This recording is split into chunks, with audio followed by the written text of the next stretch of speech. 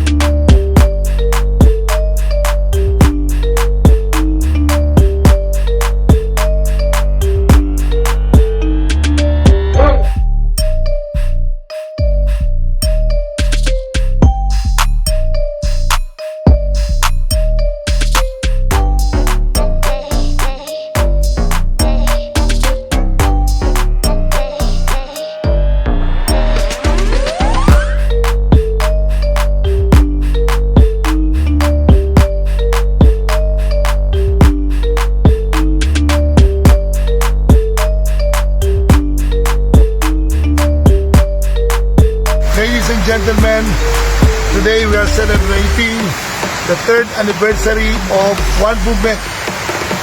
Instead of holding a big event in a hotel or restaurant, we decided to hold our anniversary celebration here at the mountain, and we are now planting trees in 8 hectares land here in Rizal. So we are planting fruit-bearing trees. This is durian, we have coconut trees, we have guyabano, and a lot more. So, the group who attended, the number of people who attended in this special event, as we also celebrate the Philippine Arbor Day Act of 2012 or Republic Act 10176, it's mandated by the law that every Filipino people must plant a tree every year. So, we are composed of around 1,500 participants, and we are now scattered here all over the 8 hectares land. So today is November 30, 2024. Again, marks our 3rd anniversary of One Movement. And of course, today is also Bonifacio Day. So, I'm going to plant a durian root seedling. So, of course, I have to remove the bottom part para dito po yung kanyang ugat. Okay, this is enough, right? And okay.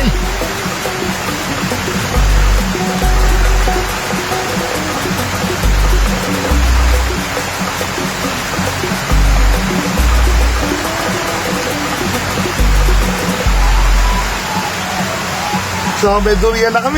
Marami kaming durian. Marami kaming guyabano. Marami kaming avocado.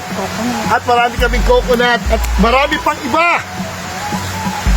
So, nakaka-enjoy kahit na ilang taas ng bundok to. Pero nag-enjoy po kami.